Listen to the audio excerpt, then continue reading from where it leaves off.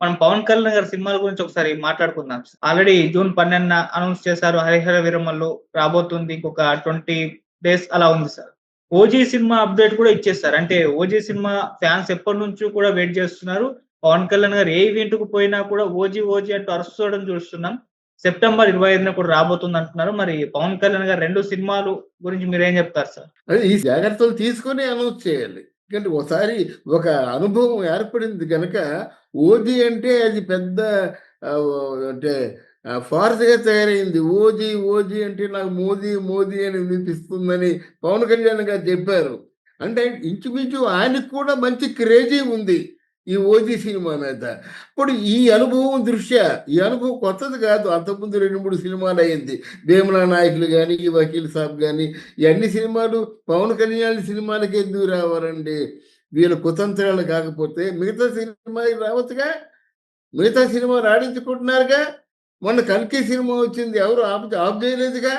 మంచి ఎన్నో సినిమాలొచ్చాయి. అన్ని సినిమాలు సజావుగా వెళ్ళిపోవడం. అంటే పవన్ కళ్యాణ్ సినిమా వచ్చేసరికి ఇలాగా కుట్ర, కుతంత్రాలు, ఏదో పన్నాగాలు ఇవి ఎంతో కాలం ఉండవండి. ఇప్పుడు మీ 'ఓజీ' సినిమాకొస్తాను.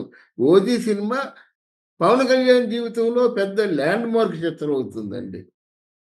'ఓజీ' గురించి సమాచారం తెలుసుకుంటుంటే ఇది డెఫినెట్‌గా ఒక హాలీవుడ్ సినిమాతో ఈక్వల్‌గా ఉంటుందని నేననుకుంటున్నా. హ్మ్. నా అనుభవం దృష్ట్యా. ఒక హాలీవుడ్ పిక్చర్ అవుతుంది. No doubt at all. ఆ స్థాయిలో ఉంటుందన్నమాట. అటువంటి ఆ స్థాయిలో ఉన్నటువంటి ప్రపంచవ్యాప్తంగా రిలీజ్ కావాల్సినటువంటి సినిమాకి రిలీజ్ డేట్ ఫిక్స్ చేసినప్పుడు ఇయన్నీ కూడా ఆలోచించుకొని చేయాలి. అప్పుడు థియేటర్స్ ఉంటాయా? ఉండవా? పోటీలను సహజంగా ఏ సినిమా వచ్చినా 'ఓజీ' నెగ్గుతుంది. పవన్ కళ్యాణ్‌కున్న క్రేజీ బట్టి చూస్తే నెగ్గుతుంది. గానీ అప్పుడు కూడా ఇదే సమస్య వచ్చి పడినట్టు ఏం చేస్తారు వీళ్ళు? నవ్వులు పాలైపోతారు కదండీ! ఆ విషయం పవన్ కళ్యాణే ఆలోచించాలి. పవన్ కళ్యాణ్‌తో సినిమాలు తీసే నిర్మాత అయినా ఆలోచించాలి. సంబంధిత డైరెక్టర్ కూడా దీన్ని పరిశీలన చేయాలి. లేకపోయినట్టు ఎలాగవుతుంది? సెప్టెంబర్ 12 బావుంది. కళ్ళు మూసుకొని ఎవరో అన్నట్టుగా కళ్ళు మూసుకొని తెరిస్తే సంవత్సరాలు వచ్చేస్తున్నాయి. నెలలు రావా? కళ్ళు మూసుకుంటే 2 సంవత్సరాలు, 3 సంవత్సరాలు, 4 సంవత్సరాలు వస్తున్నాయండి. కళ్ళు మూసుకొని తెరిచేలోగా. ఓ నెల వస్తుంది గదా! అందువల్ల ఈ నెల లోపున మీరు చేసే ప్రయత్నం ఏదో చేస్తే బావుంటుంది గానీ, లేకపోతే మళ్ళీ మొదటికొస్తుందన్నమాట. ఎవరో ఆ నలుగురు ఆపేశారంటారన్నమాట. ఏ నలుగురో ముందు బయట పడాలండి. వాళ్ళకున్నటువంటి వాళ్ళకున్న ఇబ్బందులేమిటో బయట పెట్టాలి. ఏమీ లేకుండా సినిమాలను ఆఫ్ చేసుకుంటే ఎలాగవుతుంది?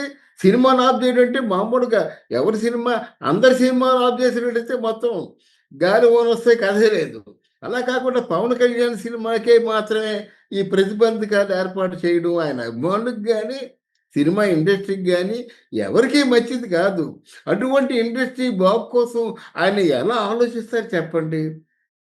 మీకు కర్రు కాల్చి వాత వేసిన తర్వాత, నాయనా నూరేళ్ళు చల్లగా ఉండాలని ఎవరైనా దీవిస్తారా?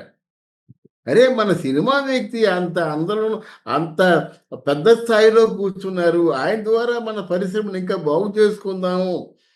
సినిమా ఇండస్ట్రీలో చిన్న, పెద్ద అందరూ మంచి సజావుగా బ్రతికేలా చూద్దాం అనేటువంటి ఆలోచన వీటికి లేకుండా ఆయనకే మీరు టార్గెట్ ఫిక్స్ చేసుకొని ఆయన కెరీర్‌తోనే ఆటలాడుకుంటున్నారంటే ఇది సామాన్యమైన విషయం కాదు. ఏమో పవన్ కళ్యాణ్ తాలూకు మనసులో ఇది ఎలాంటి గాయం రేపిందో తెలీదు. అందువలన ఇట్లాంటి ఒక రాజకీయ లబ్ధి కోసం ఎవరో చేసే ప్రయత్నానికి ఎవరి కళ్ళల్లో ఉన్న చూడబోయే ఆనందం కోసం ఇలా ఈ ఇండస్ట్రీని బలి చేయడం మాత్రం ఎంత మాత్రం కూడా మంచిది కాదని నా ఉద్దేశం. సార్ 'పవన్ కళ్యాణ్' గారి ఓన్లీ 3 సినిమాలు చివరి సినిమాలు అంటున్నారు. Already 'Harihara Veeramallu', 'OG' and 'Ustaad Bhagat Singh'. 'ఉస్తాద్ భగత్ సింగ్' ఉండదు అనుకున్నారు గానీ హ్మ్. షూటింగ్ స్టార్ట్ అయింది. ఓహ్! షూటింగ్ స్టార్ట్ హ్మ్. అయిందని అనౌన్స్ చేశారు. ఇక ఈ 3 సినిమాలే చివరి సినిమాలు. ఆ తర్వాత ఆయన పొలిటికల్‌గా బిజీ అయిపోతారు. ఇక సినిమాలు చెయ్యరని కూడా అంటున్నారు. మరి సినిమాలు ఇక మీదట పవన్ కళ్యాణ్ గారియి ఉండవా సార్? ఈ 3 సినిమాలే లాస్టా? ఇది ప్రాక్టికల్‌గా ఆలోచిస్తే ఈ 3 సినిమాలే బహుశా చివరి సినిమాలై ఉండొచ్చు. లేదంటే ఏదో సంవత్సరానికి ఒక సినిమా యాక్ట్ చేస్తే ప్రజలు యాక్సెప్ట్ చేస్తారు గానీ, ఒకవేళ ప్రజలు యాక్సెప్ట్ చేసిన ఈ ప్రతిపక్షం వాళ్ళు మాత్రం ఓ సినిమా నటుడిగానే చూస్తారు. నీకెందుకయ్యా సినిమా? రాజకీయాల్లో వెళ్లి సినిమాలో యాక్ట్ చేసుకో అంటారు. దానికి ఖచ్చితంగా ఆయన సమాధానం చెప్పుకోవాలన్నమాట. ఎందుకంటే ఆయన అంత బాధ్యత వహించినప్పుడు, అంటే ప్రజల పక్షాన అంతగా పోరాడుతున్నప్పుడు, ఈయన ప్రజల పక్షాన ఉండాలి. ఈయన రాజకీయ నాయకుడిగా సాధించిన విజయాలు చెప్పుకోదగ్గవిగా ఉండాలి. ఆయన పరిశ్రమలన్నాడు, నిరుద్యోగులన్నాడు, పంచాయతీరాజ్ అన్నాడు, అరణ్యాలు వనరులన్నాడు. ఇవన్నీ అన్నాడు కదా! ఇవన్నీ కావాలి కదా!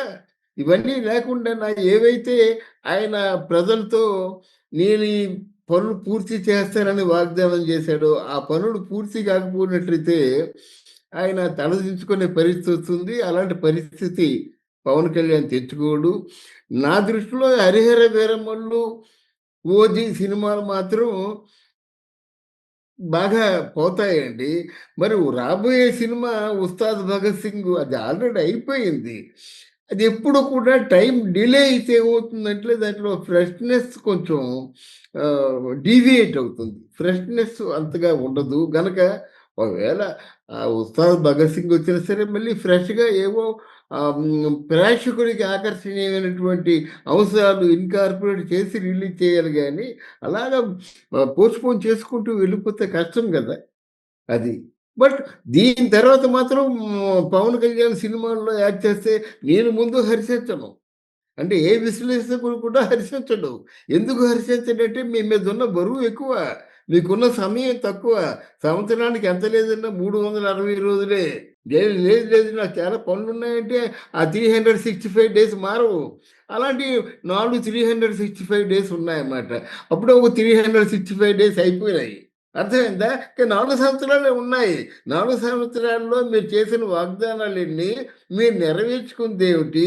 మీరు పెద్ద ఇప్పుడు ఒక కేంద్ర ప్రభుత్వంలో కూడా చెప్పుకోదగ్గ రాజకీయ నాయకుడు అనిపించుకున్న తర్వాత పేరు తెచ్చుకోవడం చాలా సులువండి. ఆ పేరుని నిలబెట్టుకోవడం చాలా కష్టం. మరి నిలబెట్టుకోవాలి కదా! నిలబెట్టుకోవాలంటే మీరు ఎంత అహర్నిశలు పనిచేసినప్పుడు కూడా ఇంకా పనులు మిగిలిపోతాయన్నమాట.